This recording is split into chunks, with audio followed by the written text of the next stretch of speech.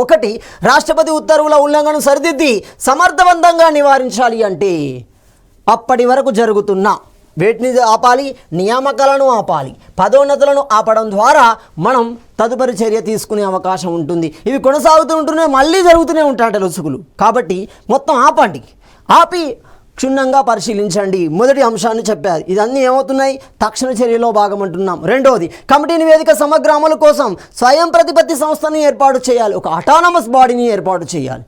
అంటే అందులో ఎవరి ఇంటర్ఫియరెన్స్ అనేది ఉండకూడదు. ఉద్యోగుల వాటా సేకరించేటప్పుడు వారి స్థానికేతర వివరాలు పూర్తి స్థాయిలో సేకరించడము అంటున్నాం. ఉద్యోగుల సర్వీస్ రిజిస్టర్లో వారి స్వస్థలం, జిల్లా, చదువు, ఇతర సంబంధిత అంశాలను సమగ్రంగా నమోదు చేయడం ద్వారా అతన్ని నిర్ణయించవచ్చు. ఇలాంటి మనకి ఆవశ్యక చర్యల్లో భాగంగా తీసుకున్నారు. దీర్ఘకాలిక చర్యల్లో భాగంగా రాష్ట్రపతి ఉత్తర్వుల అమలుకి ఒక మానిటరింగ్ అథారిటీని ఏర్పాటు చేయాలి అంటున్నాం. సో మానిటరింగ్ అథారిటీ ఏర్పాటు చేయడం ద్వారా దాని యొక్క అమలు, దాని యొక్క నియంత్రణ అనేది దీని ఆధీనంలో ఉండడం జరుగుతుంది, ఎప్పటికప్పుడు ఉండడం జరుగుతుంది. అక్కడ స్వయం ప్రతిపత్తి అనేది తక్షణ చర్య, మానిటరింగ్ అనేది దీర్ఘకాలిక చర్య అవుతుంది. అంతేకాకుండా ఎస్సీ, ఎస్టీ రిజర్వేషన్లను పోలిన విధానంలో రాష్ట్రపతి ఉత్తర్వుల ప్రకారం స్థానిక రిజర్వేషన్లు పర్యవేక్షించడానికి ఒక శాసనసభ కమిటీని ఏర్పాటు చేయాలి అంటున్నాం. అంటే రిజర్వేషన్లు అమలు చేయడానికి ఏ విధమైన విధానం ఉందో అలాంటి విధానమే దీనికి కూడా ఉండాలి.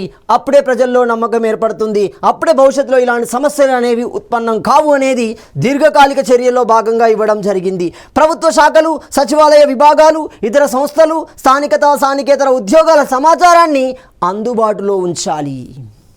అంటే రాష్ట్రంలో ప్రతి విభాగం ఆ విభాగానికి సంబంధించిన సమాచారాన్ని ఆన్లైన్ ద్వారా లేదా ఓపెన్గా చూపించడం ద్వారా పారదర్శకత అనేది కనబడుతుంది, ట్రాన్స్పరెన్సీ అనేది కనబడుతుంది, అకౌంటబిలిటీ అనేది ఏర్పడుతుంది, జవాబుదారీతనము అంటున్నాం.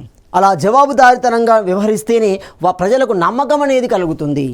ఎందుకంటే ఆల్రెడీ మోసపోయాం, మళ్ళీ మోసపోతూనేమున్నాం అనే భావనలో నుండి బయటికి రావాలి అంటే జవాబుదారీతనాన్ని చూపించాలి అంటున్నాడు. ప్రభుత్వ రంగ సంస్థలు, కార్పొరేషన్ల విషయంలో రాష్ట్రపతి ఉత్తర్వులు తప్పనిసరిగా అమలు జరిగేలా చర్యలు తీసుకోవాలి అంటున్నాడు.